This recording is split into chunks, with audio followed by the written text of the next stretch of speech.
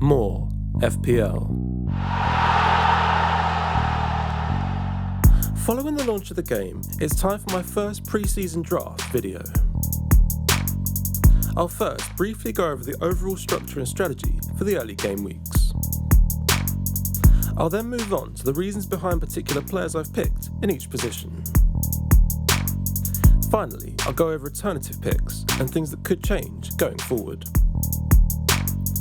There are certain players more or less locked in and others much less nailed in my squad. First, a bit about the overall structure and strategy at play in the opening game weeks. Because of the World Cup this year, we have to use our first wildcard before game week 16. A logical time to use it seems to be between game weeks 8 and 9 during the international break. So my initial draft focuses on the first 8 game weeks as per my previous fixtures released video. You can find more detail on my reaction to the opening fixtures in my video linked here. My heavy hitters come from Liverpool and Man City as the best teams in the league with good fixtures. Arsenal have the best fixtures of any team, so I've gone with their 2 best options in my opinion. Spurs and Chelsea have pretty good opening fixtures and I like their win-back options. A couple of budget options from Bournemouth round out my first 11 with their good fixture run. And then I have 4 budget options on the bench, 2 of which most likely won't play. More FPL. Now let's look at the players I've picked and the reasons behind those decisions. So let's start with my goalkeepers, where my first pick is David Raya of Brentford. He was somewhere down the scoring charts last season, but missed a decent amount of games through injury. Brentford's combined goalkeeper points total would put him among the best 4.5 million options from last season. They only faced Man United and Arsenal at home from last season's top 6.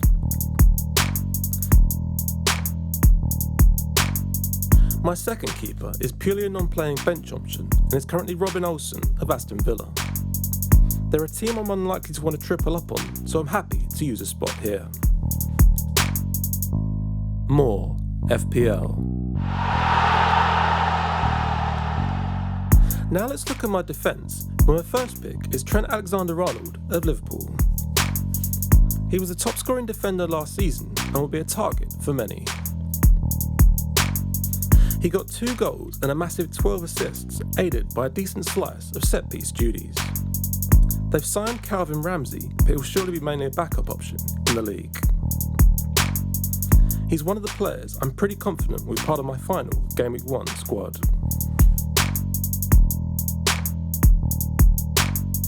Next up is Joao Cancelo of Man City, who was second best defender overall last season. He played most minutes and got 1 goal and 11 assists in around 3,200 minutes. The potential signing of Marc Cucurella from Brighton could eat into his minutes this season. But he can also play at right back, where he could start at the expense of Kyle Walker.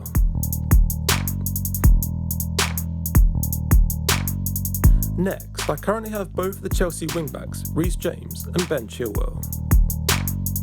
Chilwell missed a chunk of last season, but I think he's still first choice over Marcos Alonso.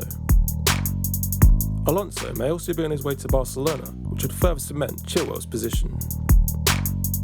James was the 10th best defender overall, but also missed a number of games through injury. His points per game was very high, and he got 5 goals and 9 assists in under 1,900 minutes. Chilwell's stats were also impressive, with 3 goals and 1 assist in just over 500 minutes. My final defender is another wing-back, this time Spurs' new signing, Ivan Perisic. If he's a regular starter at left wing-back, I feel he could be a bargain at 5.5 million. He was a key figure in that position in Conte's title-winning Inter side of 2021. And last season he got 10 goals and 9 assists in 49 appearances in all competitions. The only concern would be his minutes, given his age and competition places. Spurs have Sergio Reguilon and Ryan Sessegnon, and also Ben Davies if they sign some centre-backs. More FPL. Now let's turn to my midfield, where my first pick is Mo Salah of Liverpool. He was once again the top scoring player last season and has signed a new contract. He got 23 goals and 14 assists in around 2,750 minutes. He's another player I'm pretty confident will be part of my final Game Week 1 squad.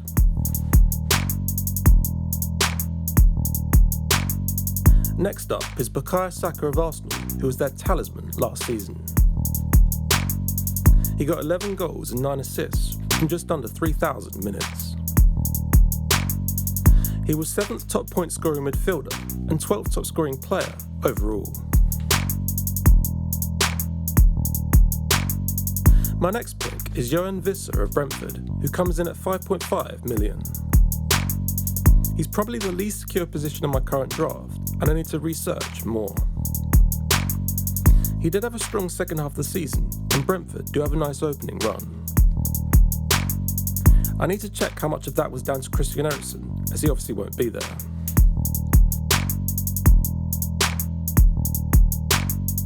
My final two midfielders are purely bench options that should at least start games. Andreas Pereira appears to be the standout 4.5 million option following his move to Fulham. The other player is Jack Colback, but that could be anyone, and again, needs more research. More FPL. Now let's turn to my attack, where my first pick is Erling Haaland of Man City. I don't normally tend to go for new players in Game Week 1, but Haaland could be the exception. His numbers have been amazing everywhere, including last season for Dortmund. Across all competitions, he got 41 goals and 10 assists in 41 games.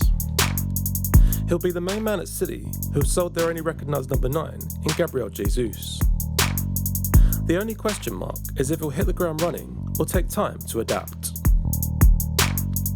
Since Sergio Aguero in his prime years, City have mostly played with a false 9.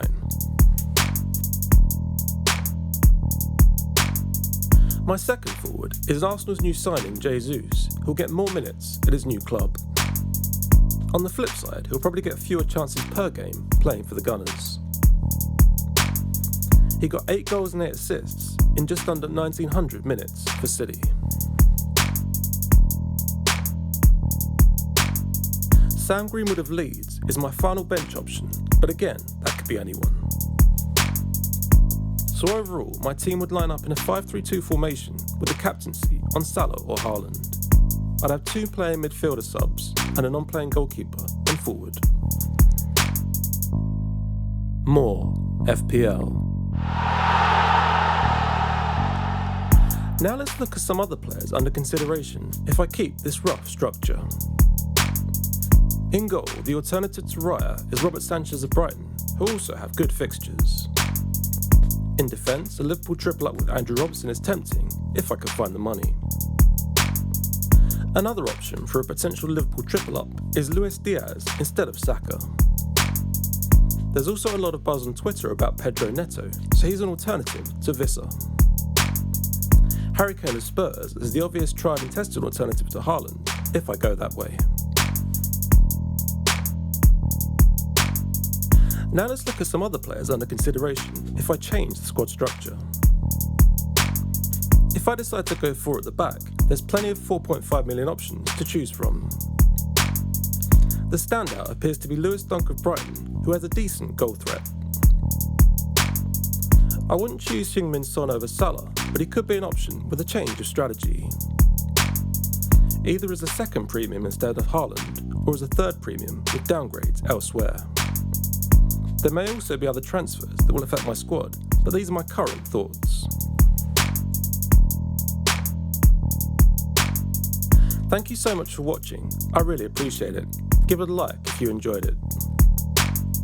Add your own thoughts and questions in the comments, and I'll try to get through as many as I can. Never miss a pre-season video or game week preview by subscribing and turning on notifications. You can find a video about my top tips for a successful season linked here. More FPL.